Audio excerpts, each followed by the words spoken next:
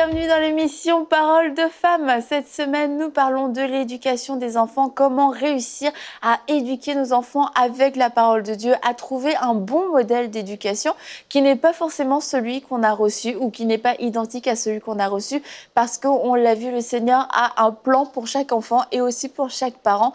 Donc c'est important de l'inviter pour qu'il puisse nous-mêmes nous éduquer en tant que parents, pour qu'on puisse donner à notre tour une éducation divine et céleste à notre enfant. Et aujourd'hui, on va parler des différents courants d'éducation qui pourrait y avoir, en tout cas des différentes influences, parce qu'on est dans une ère où l'information est extrêmement accessible. Et c'est aussi accessible pour nous en tant que parents, en tant qu'autorité, c'est de savoir comment est-ce que je peux éduquer mon enfant, qu'est-ce que je peux faire, qu'est-ce que je ne peux pas faire. Et c'est très facile d'avoir des réponses, mais est-ce que toutes ces réponses sont bonnes, ou alors est-ce qu'on doit tout rejeter, ou alors est-ce qu'on va faire comme la Bible nous le dit, on va examiner et retenir ce qui est bon. On va opter pour ça, je pense. On va le Bonne voir réponse, dans l'émission. Je me suis sentie comme Pasteur Joël. Est-ce qu'on va choisir la Bible? Donc, du coup, de quoi on parlait? Oui, c'est ça, des courants d'éducation. Que faire avec toutes ces réponses, toutes ces informations qui peuvent vraiment venir nous submerger alors qu'on se pose des questions? Comment est-ce qu'on va traiter cette information? Mesdames, je vous pose la question, comment traite-t-on l'information? Dans le monde dans lequel on vit aujourd'hui, j'ai envie de répondre tout de suite la Bible est vraiment le livre par excellence. Mais c'est certain qu'aujourd'hui, on va dire que c'est peut-être désuet, c'est archaïque ou c'est pas à la mode. Mais la parole de Dieu est éternelle. Et vraiment, ces décrets sont une source de vie. Et donc, je pense que quand on puise dans la source de vie, il y a une sagesse qu'on ne va pas trouver dans aucun courant, qu'on ne trouvera pas sur Google, qu'on ne trouvera pas dans le dernier livre qui nous parle de la dernière méthode d'éducation des enfants, mais on va trouver la sagesse infinie. Parce que la sagesse de Dieu, c'est une sagesse ancienne qui dépasse la sagesse des hommes et qui dépasse la raison humaine. Et donc, quand on puise dans la Bible, pour trouver la sagesse pour élever nos enfants, eh bien, on y trouve toutes les valeurs qu'on a besoin. On trouve le courant du ciel, parce que dans le fond, nous, on n'est pas des citoyens de cette terre, on est passagers, on est des citoyens du ciel. Et donc, ce qu'on veut faire, c'est de ne pas élever nos enfants comme le monde, mais de les élever avec la pensée de Dieu. Donc, pour avoir la pensée de Dieu, on va aller puiser dans la Bible. Donc, rapidement comme ça, je pense que... C'est ma première pensée. Pas mal. Et Annabelle t'a dit ce verset qui dit de retenir ce qui est bon et puis d'examiner les choses. Et je crois que c'est la même chose aussi en tant que parent.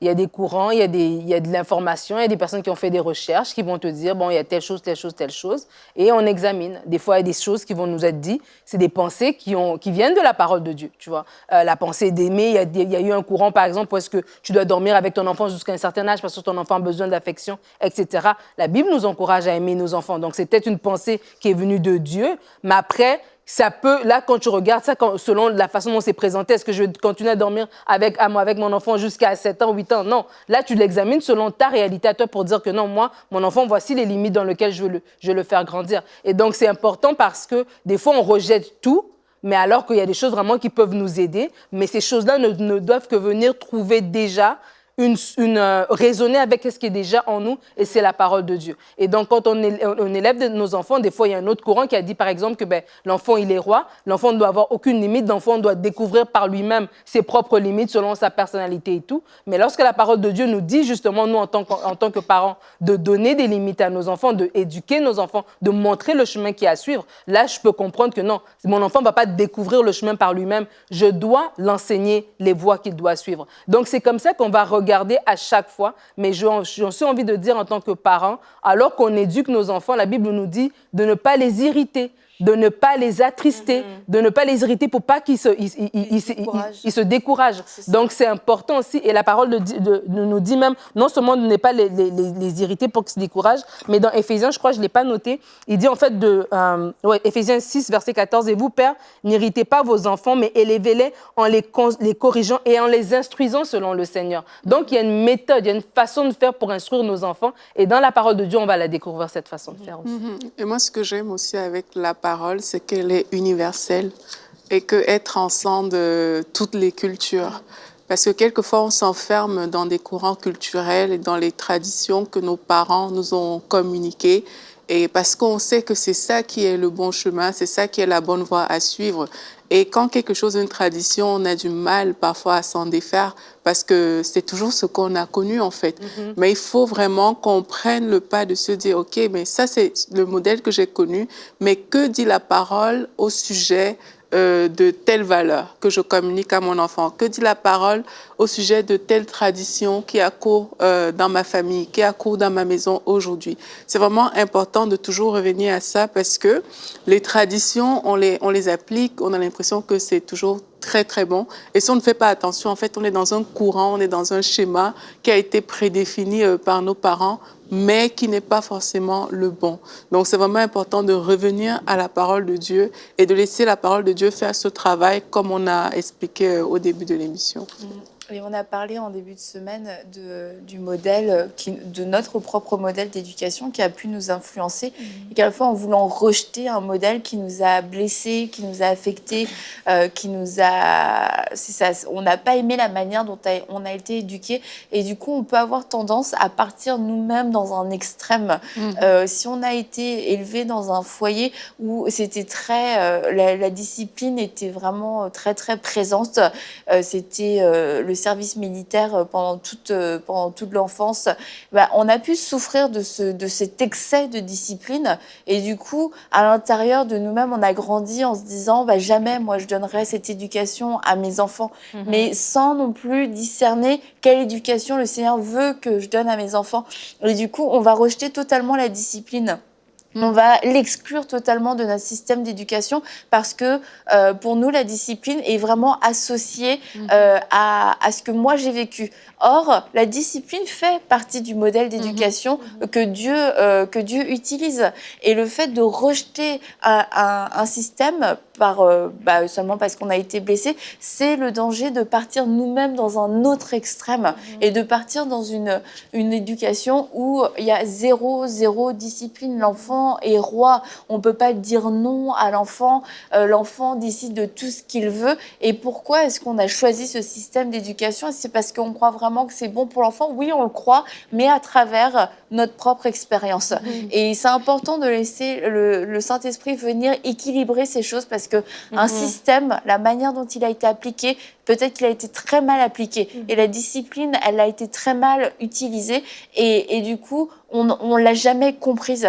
Mais c'est important que le Saint-Esprit puisse venir renouveler nos pensées et renouveler notre intelligence, que je comprenne. La discipline, c'est pas ce que j'ai vu chez moi. C'est pas la façon dont mes parents l'ont utilisée. Voilà la discipline selon Dieu. Et c'est cette discipline que moi, je vais utiliser aussi envers mes enfants. Mais c'est de laisser le Saint-Esprit nous parler et nous montrer ces choses-là. Parce que tant qu'on est dans la réaction, et on l'a dit toute la semaine, tant qu'on est dans la réaction, on sait contre quoi on se bat, mais on sait même pas ce qu'on est en train de construire. On sait juste qu'on veut pas reproduire le modèle que nous, on a vu, mais on sait pas exactement le modèle qu'on veut donner à nos enfants. Donc ça, c'est vraiment faire attention de ne pas passer d'un extrême à l'autre. Puis je pense qu'on peut s'arrêter un petit peu sur la discipline par rapport au courant d'éducation.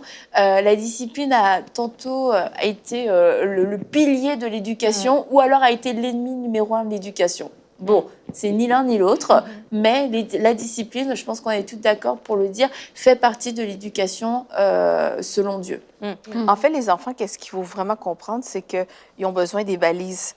Un enfant, pour se sentir en sécurité, pour grandir d'une manière saine, vraiment, c'est prouvé scientifiquement que l'enfant a besoin de balises. Et donc, on a besoin par exemple, dans le pratico-pratique, on a besoin de dire à notre enfant, selon l'âge qu'il a, à 19 heures, il doit aller au lit. Et quand il grandit, peut-être c'est 21 heures ou 22 heures. Mais l'enfant a besoin des balises. Il a besoin qu'on lui dise, ce comportement-là, dans ma famille, dans notre maison, c'est pas acceptable. Ça, chez moi, ça passe pas. En fait, c'est que ça sécurise. Et moi, j'ai travaillé dans le milieu scolaire. Et j'ai vu les enfants... on voit la différence, les enfants qui viennent d'un milieu où il y a un certain cadre de règles et les enfants qui vivent dans un cadre où l'enfant est roi. Et ça crée vraiment un problème même avec l'autorité. Ça crée un problème où, avec toute forme de règlement, quoi que ce soit, ben, tu vas dehors, tu mets ton pantalon de neige parce que c'est l'hiver, parce qu'il y a 30 cm de neige. Puis là, l'enfant fait une crise parce que ben, il est tellement habitué de tout choisir et de tout contrôler qu'il n'y a plus aucun respect et puis aucune notion de l'autorité. Il y avait cette dame, si tu me permets, Annabelle, une fois dans une salle d'attente, elle avait un petit bonhomme, un petit garçon d'à peu près 1 an ou 2. Elle a refusé de lui dire non. Le petit garçon, il voulait toucher à tout. Puis elle utilisait toutes sortes de mots pour lui dire que il pouvait pas toucher à la plante. Peut-être qu'elle jouait à ni oui ni non. Hey, je te dis, Annabelle, ça a dû durer au moins une demi-heure. Ça a dû durer 30 minutes, puis elle lui disait ce n'est pas permis. Tu peux pas faire ça. Ah! Mais je veux dire, elle a tourné la phrase dans toutes les manières possibles, mais elle n'a jamais dit non. Mais ça bouillait en dedans de moi. J'ai failli me lever et dire mais vous pouvez pas juste lui dire non! 5, 3 lettres, N-O-N.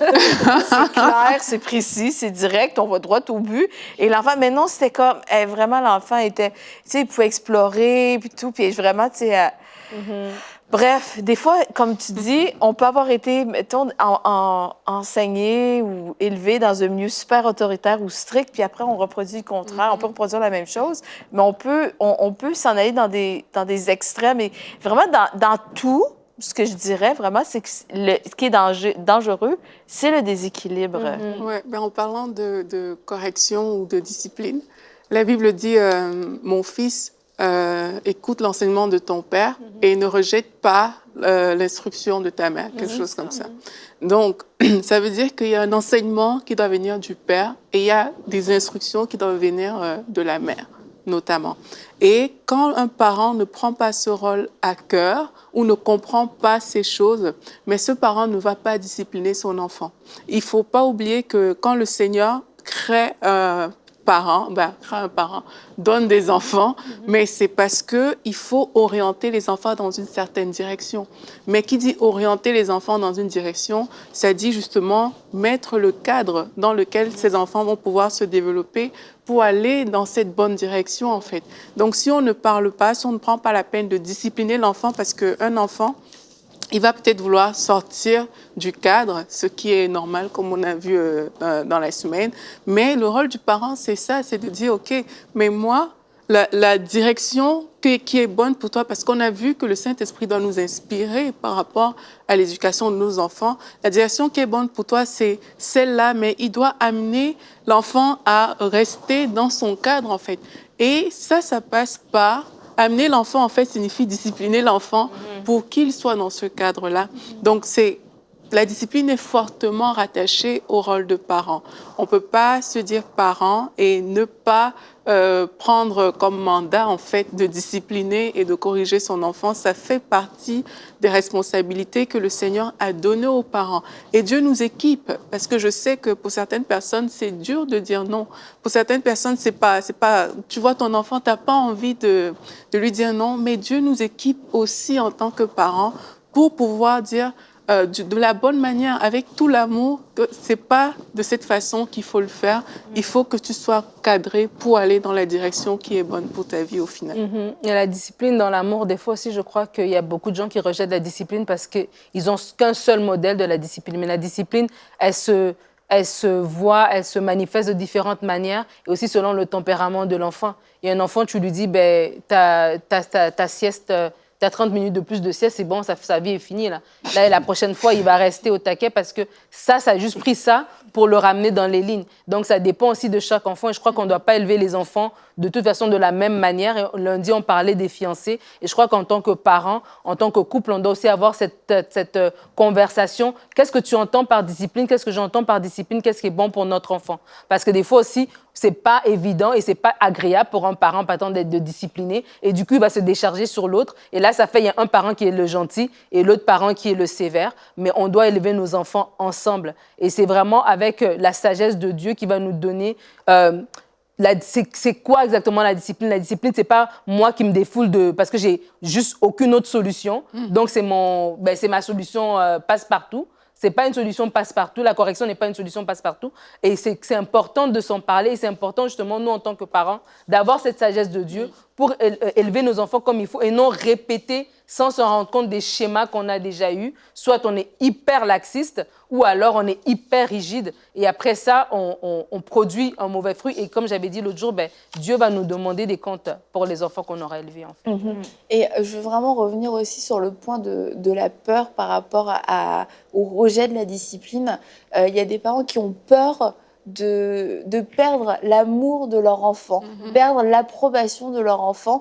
Et ça peut arriver à un enfant dire « Oh, je t'aime plus, t'es plus ma maman, blablabla » ou un ado qui peut le dire de plus violemment « Oh, tu vois, je te déteste » et claquer la porte. Mais c'est...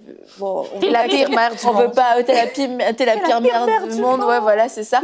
Et du coup, des parents, lorsqu'ils vivent ça, quelquefois, ça les renvoie à leur propre rejet, à leur propre expérience de vie où ils n'ont pas eu l'approbation, ils n'ont pas eu l'amour, la reconnaissance de leurs parents. Ils se disent non, ils n'arrivent pas en fait à le supporter pour eux-mêmes. Et on en a parlé dans la semaine, mais il n'est pas question que de nous en fait. Et si en tant que parents on réagit que sur nos propres émotions, je veux pas me sentir rejetée de mon enfant, je veux pas me sentir jugée par mon enfant, on va se soumettre à la volonté de l'enfant. Et du coup, on est en train d'inverser les rôles et c'est ça qui va créer du désordre. Ah, si je lui dis ça, il va être fâché, il va être irrité.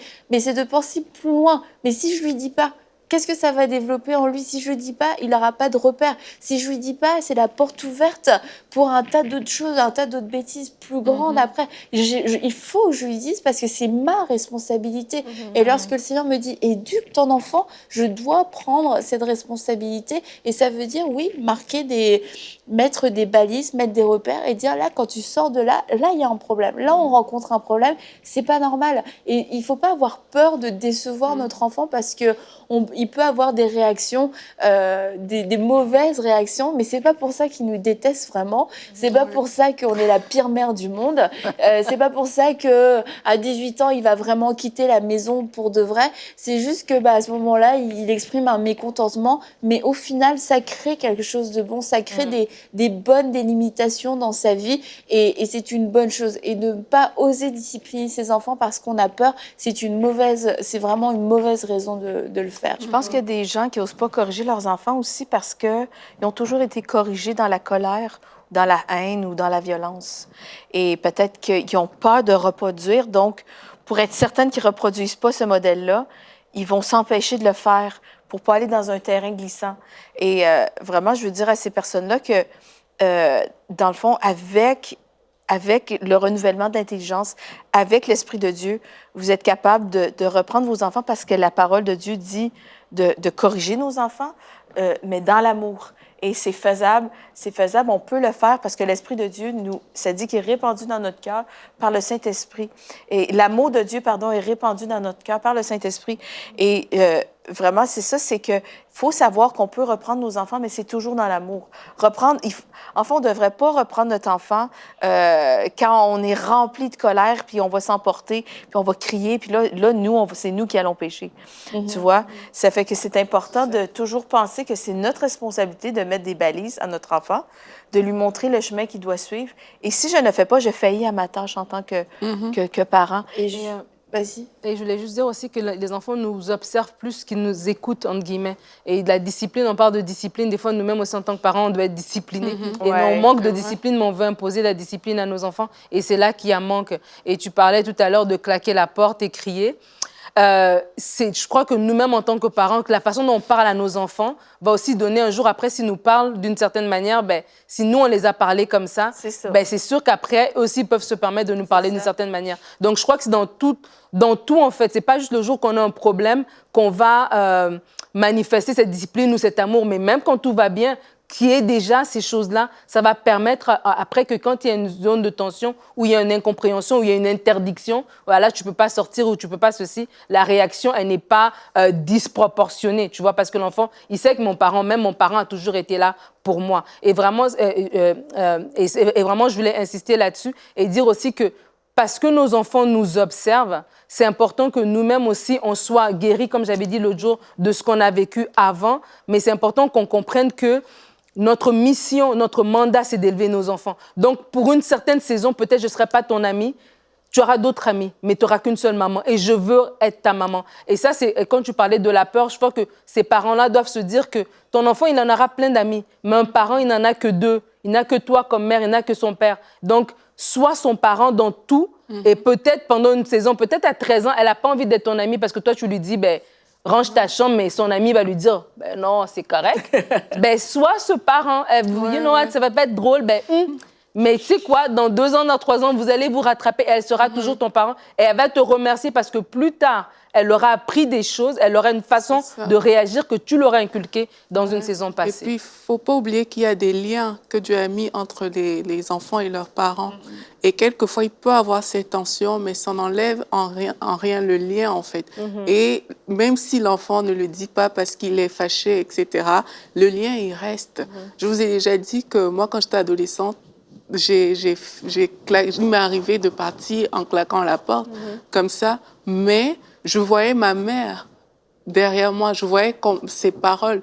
Et là, je savais que ma mère, en fait, son amour dépassait même les actions, en fait, que je pouvais poser. Et c'est ça qui me permettait de revenir, en fait, sans que, quand la colère est passée et tout, c'est ce qui me permettait, moi, de revenir. Mais c'est parce que le lien est là, en fait. Que tu le veux ou pas, le lien est là même.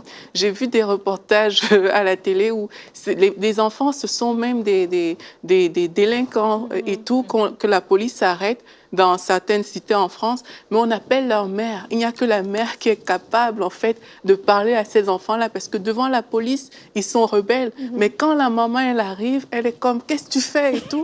Et lui, il se calme. C'est des gaillards, c'est pas des... Tu vois, il se calme. Parce qu'il y a ce lien, en fait, qui fait qu'aujourd'hui, avec un enfant, ça peut ne pas être évident par rapport aux choses qu'on est en train d'enseigner à l'enfant, mais le lien, il reste, parce que c'est Dieu qui a créé ce lien. Il reste là et il faut, comme Nadine dit, savoir que le lien est là et que la position de parent, c'est à toi que Dieu l'a donné, en fait. Dieu, c'est pas une autre personne qui va rendre les comptes pour cet enfant-là, c'est toi. Et il faut tenir, parce que c'est souvent ça qui est dur, c'est de tenir à la longue, parce qu'à l'adolescence, c'est difficile parce que parfois, ça dure. Donc, il faut pouvoir tenir cette position de parent coûte que coûte. Parfois, ça fait mal, mais il faut demander la force à Dieu aussi pour pouvoir tenir. Ouais. Et ça, le fait de tenir, et la constance, c'est un point extrêmement important dans l'éducation des enfants. Et lorsque on est emporté à tout courant d'éducation, un jour on lit un article, la discipline c'est génial, là on est hyper dur, le soir il n'y aurait plus de discipline, on dit plus non à la maison.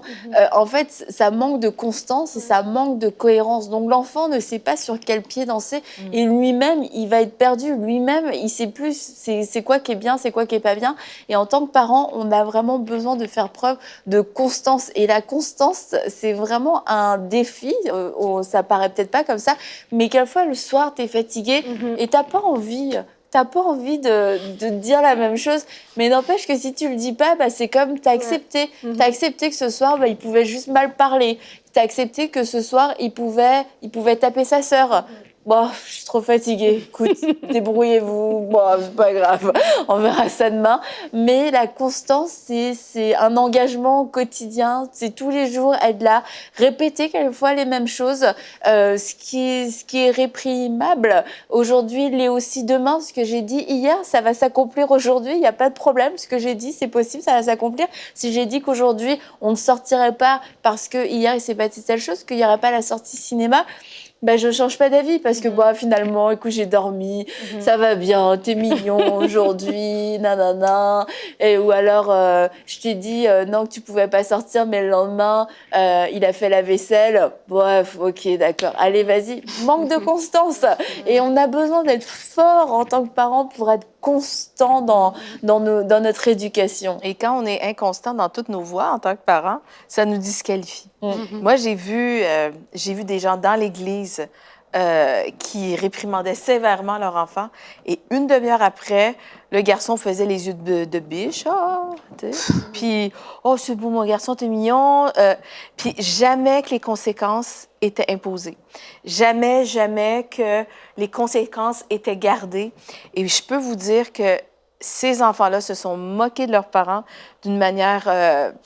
c'était ridicule. En fait, on a besoin d'être constant pour être crédible auprès de nos enfants. Et justement, parce qu'ils ont besoin de savoir que cette limite-là, c'est clair, je peux pas aller là avec ma mère. Oublie ça. C'est sûr que si je fais ça, il y a cause et conséquence. Il y a une action, il y a une conséquence. Et nos enfants doivent savoir, et c'est certain, ça demande une force de caractère, ça demande de la détermination. C'est un caractère en tant que parent qu'on doit développer. Justement, c'est de tenir ferme quand on dit